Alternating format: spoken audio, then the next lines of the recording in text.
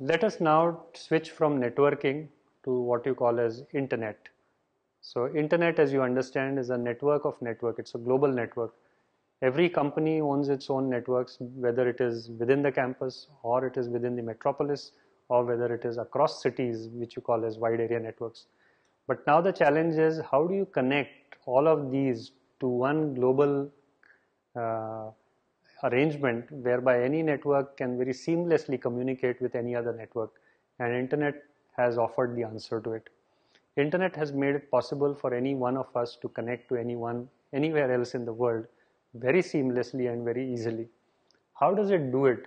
One of the ways and the reason for internet to do so well is a standard for connectivity, which is the internet protocol or the IP. Every machine which is directly connected to the internet has what's known as the IP number, and that IP number makes it uniquely identifiable across the world. So therefore, if my machine is directly connected on the internet, and then I have an IP number which is publicly available, if somebody sends a message on that IP number, I will certainly receive it, and that makes it possible for people to communicate across the world. A lot of applications have evolved on the internet. Of course, some are in the e-commerce space and some very simple applications, but very popular applications such as file transfers, for example, FTP, if you've heard of it. But an even more popular one is email. So millions of mails are sent every day, and that's the popularity of the email as an application. The other big and dramatic impact that it has had has been the concept of publishing information on the internet, and that's done by the World Wide Web, as you understand, www. And World Wide Web itself is an application which runs on the internet, making it possible for people to store and retrieve what you call as the HTML documents or the web documents. And the minute you store information on the web, you can search them, you can access them, and therefore information availability across the globe has tremendously improved. So we very happily keep adding documents to the net, and that gets stored on some various servers, and they're accessible to the world at large. And that's changed the way people have lived and learnt and used information. The Internet Protocol, which defines datagrams of packets that carry blocks of data for one or more node, is the fundamental to all Internet. Now, there are two types of IP structures. There was the conventional IP4, but you might have heard of this, that since IP is a number, it's a 32-bit binary number associated with every device connected on the Internet. Now, 32 bits can generate just so many combinations, and you can imagine the number of hosts, as you call it, the number of machines which are being connected every day to the internet. Result of which, we are running short of numbers to allocate. And so IP4 has become, let's say, outdated way of identifying computers on the net. Result of which they identified IP6 as a new method which has much more capacity to generate more numbers. So it's a 64 128-bit identification of devices. So theoretically speaking, as they say, everything, which means every sheep and every cattle and every device that we carry, let's say even your washing machine or let's say your refrigerator at home, could now be given an IP number. So we have enough numbers in IP version 6, the new codification scheme, which enables us to practically assign numbers to each person on the planet and each thing and each device on the planet. So you can imagine the potential of this application. So each one of us, if instead of our names, if we had IP numbers, communicating between us becomes extremely simple. We're not dependent on knowing each person's names. That's additional information, of course. Now, internet runs while TCP and IP are the two popular words associated with it. TCP being Transmission Control Protocol, which does the end-to-end transfer of information. IP refers to the internet part of it, which is to say how the packets are identified and how the packets are transported to the end host of the who's going to receive it. And a combination of TCP and IP therefore makes it possible for internet to really work. But there are other protocols as well. For example, there's something known as the UDP, which is User Datagram Protocol. The difference between UDP and TCP, for example, is that UDP does not do error checking. So if a packet is lost, it's lost. It assumes that it reaches there, which may not be the case. So if you want a very reliable means of transport of information, you would prefer a TCP, which actually enables you to control and resend information if it's not reached at the other end. But user datagram protocol has the advantage, UDP has the advantage that it's extremely efficient. So if you're not particular about every single bit of information reaching the other end, if some packets are lost, you don't care. It does not affect the quality of the information received at the other end. Like for example, certain types of communication, that is speech, for example. Every word may not be as important, but as long as you can get the entire thing. So sometimes sound is something which you don't mind if it is transmitted, even video for that matter. There's a little bit of a glitch in between, you can tolerate it still. So UDP could be used for such applications which are not very sensitive or critical in nature. There are other control protocols which work to ensure that information reaches. For example, as the packet is routed across nodes, if there's a choking of one route, passing messages saying that there's a traffic jam there, all these are examples of what you call as internet control messages, and there's a format for that, and the kind of packets which are sent providing this information, the signals which are sent to indicate this information. These are known as the ICMP protocols, which is the Internet Control Message Protocol. There are also several application-specific protocols, for example, for emails and for various other things that you need specific message formats and such things. Now let's look at how a dial-up internet works. Not every one of us has a leased line, or neither do we have a cable connection, for example. So the most conventional one is where you have a dial-up. So you have a small application given by VSNL, which is a front-end software which you run on your system, which is configured to define the phone number of VSNL and the other parameters associated with it.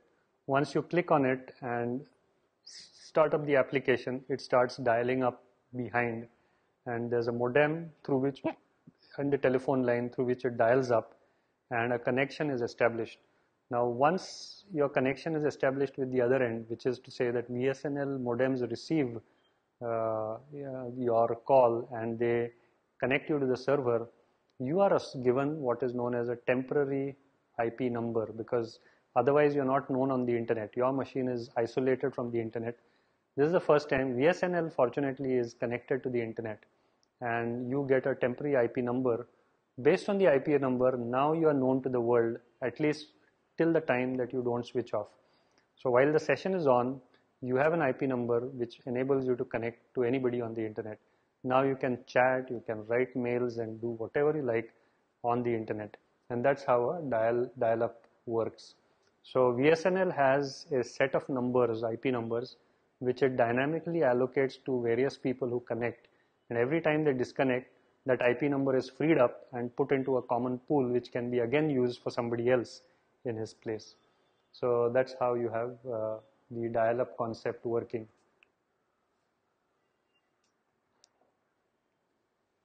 What is a web server? That's another important concept in the internet.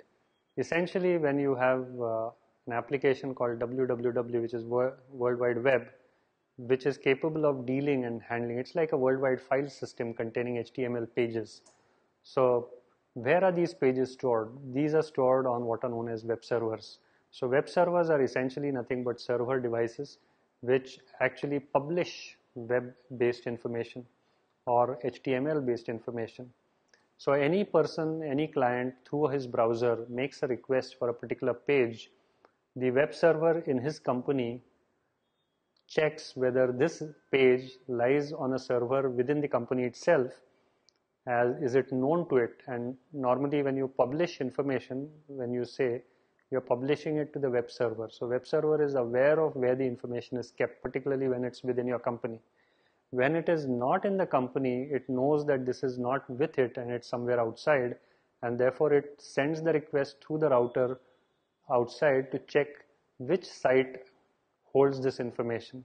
And once that information comes from that website, suppose you ask for some information on yahoo.com, and that information then comes back as an HTML page to your web server. your web server then forwards it back to your browser, and your browser displays it onto your screen. So the role of the web server is limited to publishing HTML information which is associated with any server attached to it, or helping you to locate information which is HTML based information and presents it as an HTML to your device or your computer on your browser. Every web page on the WW is identified by what's known as a URL, which is a universal resource locator. So it's like you might say an address or a name or an identity through which it identifies. Now this is just an example of what could be a web server. So a web server can be a physical hardware device, but more importantly it's also a piece of software which enables you to access HTML pages. So sometimes it's quite possible that on your same computer you can also run a web server. For example, a simple one is Apache, which you could run on your own machine, for instance, and you don't need a separate server physically for that. So its web server is seen as a software concept which can be run on a physically separate device which you can allocate as a web server device, but that's incidental. What is a domain name? Now typically when you are requesting say www.wellinker.org, that wellinker.org is actually the domain which Wellinker has purchased. It's a name on the internet which you need to acquire for yourself first by paying a requisite amount to an agency which is authorized to provide such names. In fact, you need to select a name which does not clash with some existing names, and there's a software interface which actually tells you that this name is already allocated to somebody else. Please select something else.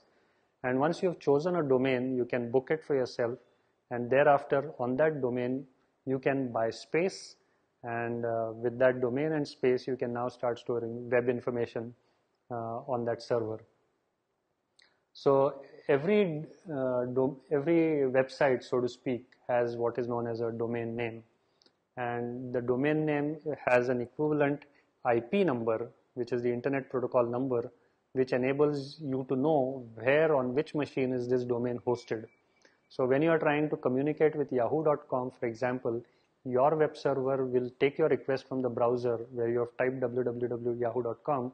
The web server knows that this is not within Wellinker and it is outside somewhere. So it redirects the request to find out what is the machine number or IP number of Yahoo.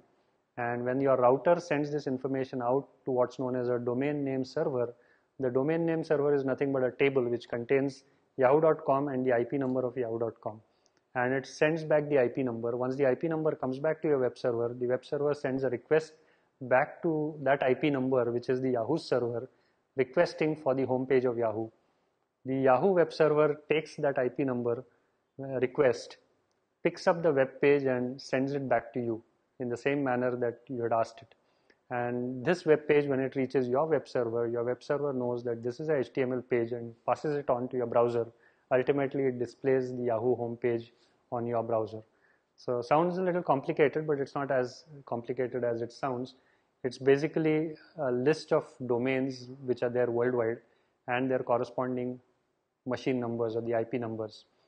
And you need to have, because there are millions of them and they are geographically dispersed, you can imagine that there are multiple domain name servers which contain this information.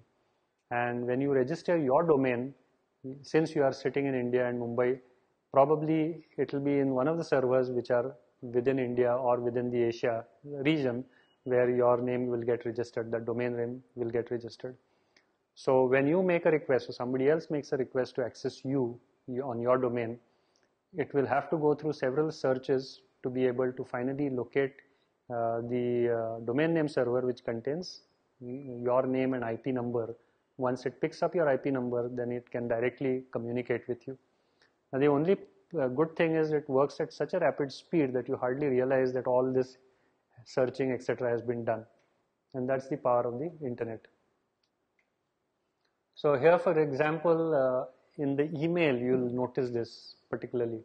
When you say prrravi@wellinker.org, it says wellinker.org is really the domain which has the email server running, and PRR Ravi is just some identity or an account of a person running on that domain. Now, increasingly, domain names are becoming a point of dispute. So, for example, if I am a Tata, then I will say www.tata.com because I am a company. Now, unfortunately, some miscreant, if he is already booked a domain by the same name Tata before I approach them as Tata to book that, now I run into a problem because my brand identity is Tata, and on the internet, if I am not known as Tata, then how will people reach me? Because the choice of the name actually makes a lot of difference. And if you have noticed, internet is all about search and locate. So if I don't have a name which is intuitive, which is natural for people to think about me, so if I am known as Wellinkar, then I should be thought about as Wellinkar. And if you put a search on Wellinkar, my website should be accessible to you. So it's very important that you choose a domain name which is appropriate to the kind of business you do and to your brand identity. Now, when you say com implies company, org implies an organization, which is typically a not-for-profit organization. A edu indicates a educational university or an institution. And in addition, now they've created various other identities. For example, you have a .in, which says it's in India, and then .au might represent an Australian domain. Now, this kind of a structuring actually helps it to search better, because if I have a .in, automatically it knows that this is within India, so the search will be limited within India, rather than having to go all the way up to US and locate where my domain is.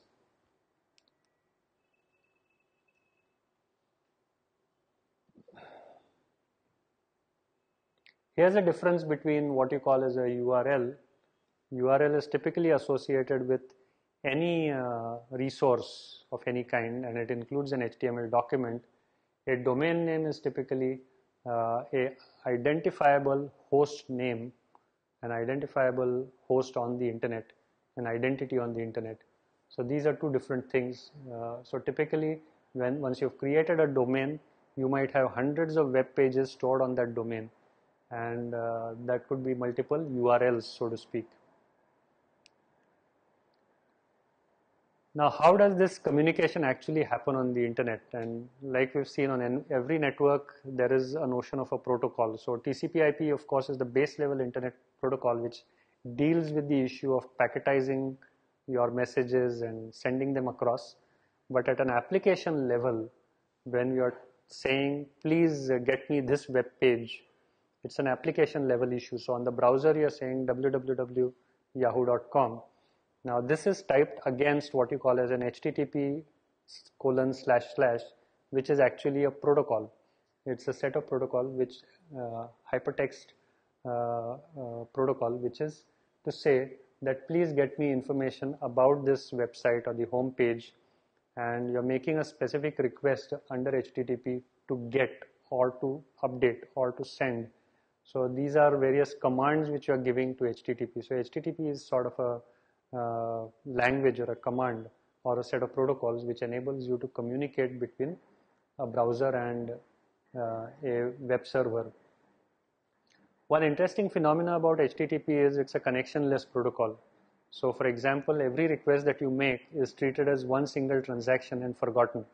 So the minute that homepage of Yahoo comes and sits on your browser, the transaction is over and there's no continuous connection implied between you and Yahoo, for example. Till the time you don't click something else on the Yahoo home page, which triggers another request through the web server to Yahoo, nothing is happening. So you're running actually independently now that you're seeing the Yahoo page in front of you. So this is an example of what they call as a connectionless protocol. There's no permanent connection involved. The other problem, or if you see that's a property of HTTP, is it's a stateless protocol, in the sense whenever it acts on a request, it does not maintain any information of any prior request made to it, neither does it maintain information about the current state of the request either. So it is what is known as stateless. So for example, if you see a screen on an e-commerce website and then you've typed in your name, etc., as because they asked you to fill in some details, and now you say buy now. Once you click buy now, it goes to another location, for example, a payment gateway where the payment credit card details are to be put. Now your information which you typed in the earlier screen does not automatically get passed to the next screen unless you use some software mechanisms to do that, because by nature HTTP is stateless in nature. So information or state of data on this screen is completely forgotten and the next screen pops up. Now if you want to come back to the earlier screen, you have to click a link again and go back to the earlier screen. Again, you have forgotten all the credit card information when you come to the earlier screen. So that's an example of what you call a stateless and connectionless protocol. In practice, when you're doing an e-commerce application, for example, you want to pass information from screen to screen for convenience and also because it's required. Like for example, the registration details of the customer, the products that he has selected and put in the shopping cart have to be carried forward to the invoicing screen, for example. Now if that needs to be done, you need a mechanism to transfer information, and then fortunately you have application languages which are now available, such as an ActiveX, a JavaScript, and various other scripting mechanisms through which this communication is made possible. So let's come to websites now, and you've spoken about domain, and what does it mean? A website is typically hosted on a domain. So domain is the name that you acquire, and now you have decided to host a website on that domain.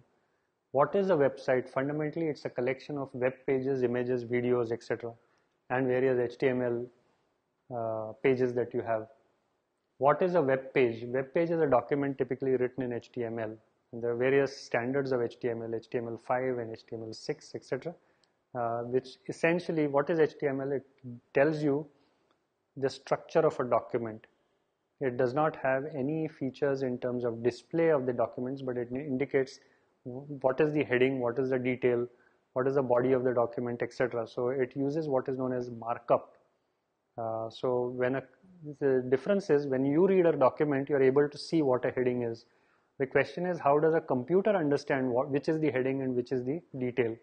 So if you write a block of identifier saying this is heading begins here and heading ends here, and in between what you write is a heading, and then you have the text of the message, say text begins and text ends, and you write the text in between. When the machine reads it, the machine is able to understand these symbols of heading and text or body, for example. It is able to differentiate between what is heading and what is. So essentially HTML evolved out of the need to help machine-based reading possible. And therefore, how do you structure a document for the sake of the machines to understand is the problem which HTML solves. A URL, as we just described, helps in locating a website, web page, and a home page, which is typically the first page that you see, the main page through which all the various other pages of the website are connected through what's known as a hyperlink, known as the home page. Hyperlink is something where you see a text and a underline, and when you click that, you actually invoke another HTML page. So for example, if there's a web page which says for more details press here or click here, so you see an underline there, and when you take your cursor there and click it, it actually connects you to the web page there. Web server we have just discussed, basically a device which enables you to show or display or publish HTML pages. Now web pages are of different types, and here I've shown 3 different types of web pages. One, what's known as a static web page, which just has basic information, text which you have filled in, which is not changing and cannot be changed unless you change the code itself. The second is what you call as interactive web page, which is not only there is a web page, but there is a small program inside the web page which enables you to do simple things. For example, is it okay, yes, no, or do some interactivity, get data out of please fill in this form. Now those are examples of what you call as interactive web pages which interact with the user of the system.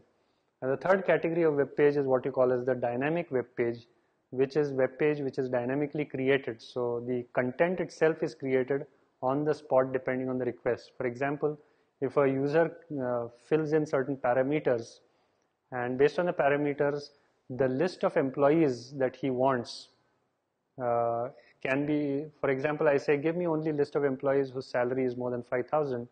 If I make that request, if that web page takes that from me and generates another web page based on my request, that other web page which comes up is actually populated with data dynamically. So the web page itself, in a sense, is created dynamically based on the content that I have asked for. And that's an example of dynamic web page. So you need a lot more software development in case of dynamic web pages. Now, when you think of websites, there are a whole lot of websites and there are different types of websites. Here are some examples of them. There are what you call as affiliate websites or portals which contain information, which are selling material pertaining which somebody else has made. There are search engines, which Google, of course, is one of the biggest search engines that we use. There are archival sites where a lot of old archives, old information is being stored, which could be accessed for future references. Say, Times of India may have an archive website where old Times of Indias could be located. And blogs is another popular mechanism of communicating and expressing to the world outside, which is a web log. So I can keep on typing. It's like a diary, actually, in a sense, but it could be more than a diary because other people can also make comments on what I wrote, and therefore it's sort of a interactive diary. There could be corporate websites with the simple purpose that corporates want to announce their existence in the world and they want to market themselves and display what products they're selling, so on and so forth. And then there can be more dynamic e-commerce websites where you can actually engage in buying and selling activity using the website that you have created. So for example, eBay and the likes are all examples of e-commerce websites, but they are into their own business of buying and selling. But there could be companies which are more conventional companies, let's say Maruti, for example, wanting to actually sell automobiles directly on the net. If that does happen, then you may have an e-commerce website which they create where you can go select a car, place an order, etc. directly. There could be sites which are more like collection of information, which is maybe about products, maybe about customers, maybe about other things. So for example, you might find some of these products which are Ask Me services is a good example, though that's more of a telephone based, they have a website interface as well. So that interface actually provides you access to a lot of database information. Or let's say the MTNL has created a website where you have access to all the telephone numbers of people in the city. There could be downloading sites, so music for example, or you have software downloads possible. So Microsoft itself, let's say for example, if you are a licensed holder of Microsoft products, any upgrades to Microsoft can be directly downloaded from their respective sites. Then you have, of course, things like gaming portals where you can engage in online gaming, either single gaming or multiple gaming, where multiple players can be part of the same game session that you're part of. And you'll find a whole lot of other sites. One of the examples which I quoted was eBay, for example, which is more like an e-market where buyers and sellers are both on the same website and they're trying to negotiate things and they're trying to buy and sell things simultaneously. So those are what you call as e-markets. One of the phenomena about e-markets is there's the notion of price discovery. So there's no fixed price. There could be a base price which somebody has indicated, but lots of buyers and lots of sellers are on the market engaging in trying to discover a price, pretty much like how it happens in the stock exchange, for example. So a stock exchange is an example of an online e-market. The commodities exchange, for example, is an online e-market. So those are some examples. One of the most popular applications of the internet undoubtedly has been email, and millions of emails flow through it. And you've seen a lot of successful email companies, be it Sabir Bhatia's Hotmail, which then Microsoft took over, or Google's Gmail, for example, or the very own Indian example of Rediffmail. And they have a lot of fan following. There are a lot of people who use it, and they've been using it for tens of years, result of which all their information is actually stored in the email itself, all their communication. It is said from historical perspective that the first email ever was sent in 1971 by an engineer who designed the concept of email known as Ray Tomlinson. And why is that important? Because he, for the first time, actually managed to send a message between one machine to another machine using the @ symbol, which is now very popular. The ampersand indicates that so and so located on this domain or so and so located on this machine is what you're trying to see. Now, email has a number of protocols which it uses, and there are two incoming protocols which are so incoming mails, POP3 and IMAP protocols, and the more common one which is for sending emails and receiving emails at the server side, which are known as the SMTP protocols. So when you send a mail through your email application, it sits into the inbox, outbox of your email server, and your email server, which is your company server, actually dials out using the SMTP protocol and sends messages to the destination server. The destination server in turn uses SMTP protocols to receive and classify the mails, and then they use POP3 and IMAP protocols to actually direct the mails to the appropriate inbox in your company's email box. Here's an example of how it actually happens. So you'll find the email client connecting on a certain port, which is port 25, port 110, and from there you go to POP3, and then there are text files which are segregated on the receiving side of it. And on the sending side, you'll find there's a queuing which is done using SMTP again, and one after the other the mails are sent out based on the availability on the internet access.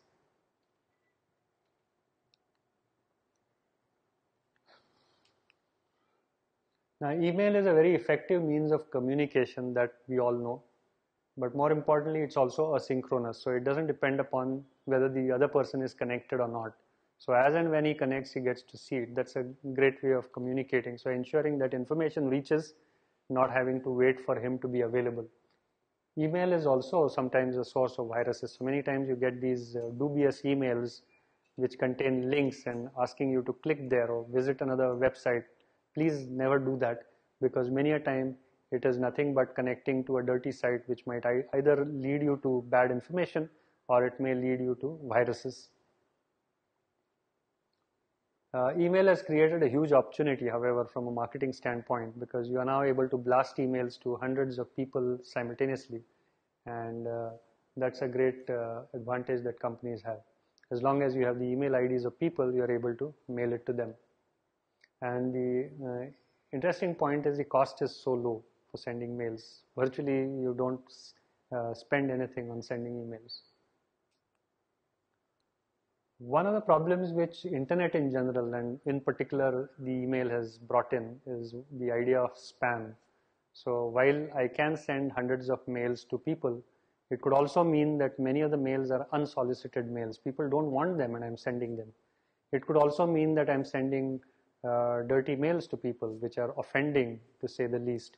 There could be also misleading mails, like we just saw recently, the SMSs that were floated in the various religious tussles that happen and political tussles that happen, which tries to create a picture of a distorted picture in the minds of people and spreads panic with people. So this is what could happen. On the positive side, sometimes you get emails as a very handy tool to communicate effectively to hundreds of people simultaneously. Searching on the net, and I think all of us begin our act on the net, apart from email, with a Google search. And what do?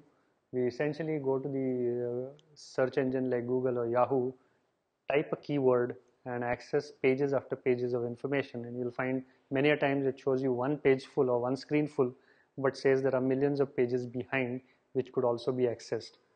Now, keyword search is a very popular way of doing it, and Google has created an entire business around search itself. And ironically, or interestingly, you'll find that advertisers have not been far behind, and Google itself has promoted the concept of paid search.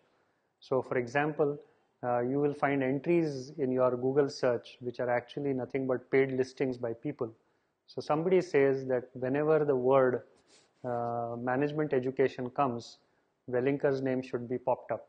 Now, if that has to happen, Wellinger has to actually pay to Google to ensure, using what's known as the search engine optimization method, and make a bid to Google saying that please ensure that my page appears in the first page itself. So these are all advertising efforts, these are all marketing efforts for which you need to spend money to ensure that your name pops up every time that keyword comes up. But it has opened up a completely new industry, which is a digital media industry and advertising industry. For example, just about 10 years ago, digital advertising was, if I have an advertising budget and if something is left, let me try digital. Today it's quite different. Today, any advertiser and any company, any advertising agency, for example, would first look at an opportunity to engage with customers on the digital space. Why? Because many of the customers, particularly those who were born after the 95, 96 kind of year, they are all what are known as digital natives. They are people who are familiar with technology. They spend a lot of time on the internet. So it makes more sense to communicate to them on the internet rather than trying other conventional channels, which are also very expensive, like TV, etc. There's no guarantee that these people are actually watching those channels. So if you have a product which is targeted at people who are largely on the internet, it makes more sense to use digital media as a means of communication. And with that, we come to the end of chapter 5, which is about networking, internet, and web technology. So thank you for being with me.